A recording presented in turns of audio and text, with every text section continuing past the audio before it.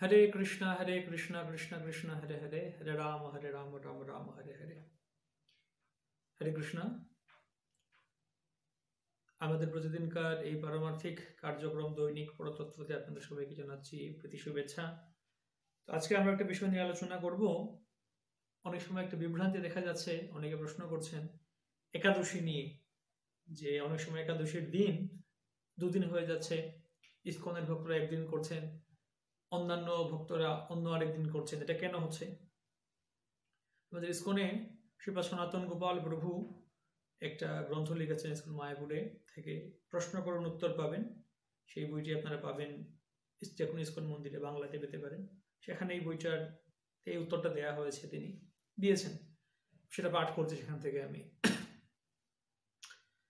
বিশুদ্ধ একাদশী তিথিতে উপবাস করা উচিত, কর্তব্য। তবে উপবাসের কতগুলি বিধি রয়েছে, কয়েকটা বিধি রয়েছে, নিয়ম রয়েছে।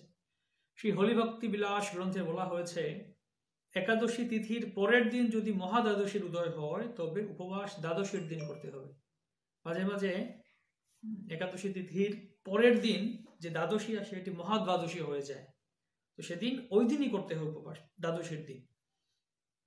8টি মহাদ্বাদশী রয়েছে, তার মধ্যে 4টি হচ্ছে তিথি গঠিত আর 4টি হচ্ছে নক্ষত্র গঠিত। উন্মিলনী, বঞ্জুলি, ত্রিস্পৃশা ও পক্ষবর্ধিনী, 4টি হচ্ছে তিথি গঠিত। জয়া, বিজয়া, জয়ন্তী, পাপনাশিনী, 4টি মহাদ্বাদশী রয়েছে নক্ষত্র ঘটিত। একাদশীর উপবাস ব্রত উক্ত মহাদ্বাদশীতে পালন করা উচিত, অর্থাৎ পরের দিন করা উচিত, এবং ত্রয়োদশীতে সময় মতো পারণ বা উপবাস ভঙ্গ করা উচিত।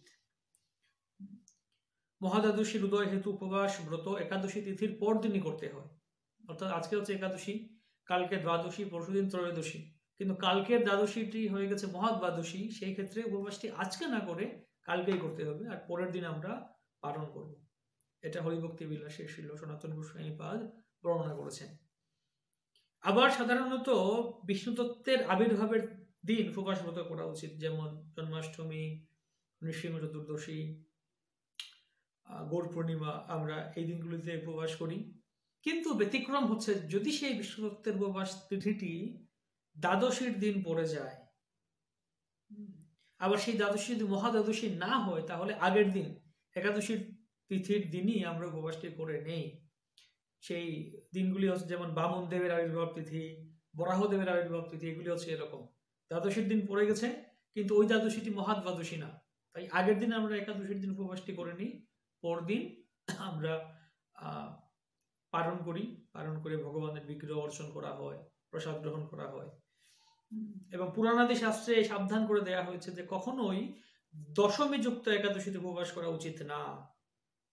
অনেক সময় একাদশী তিথির সাথে দশমী যুক্ত হয়ে যায় তিথিটি, তো সে সময় উপবাস করা উচিত না। সেক্ষেত্রে একাদশী যুক্ত দ্বাদশীতে উপবাস করা উচিত, অর্থাৎ ওই একাদশীতে না করে পরের দিন দ্বাদশীতে করি আমরা। কুর্ম পুরাণে লিখিত আছে, কখনোই দশমী বৃদ্ধা একাদশীতে উপবাস করবে না।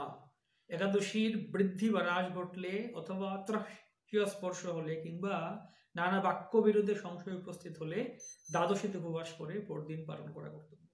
এই সমস্ত বিধি নিষেধ নিয়মগুলি আছে, আমাদের পালন করা উচিত।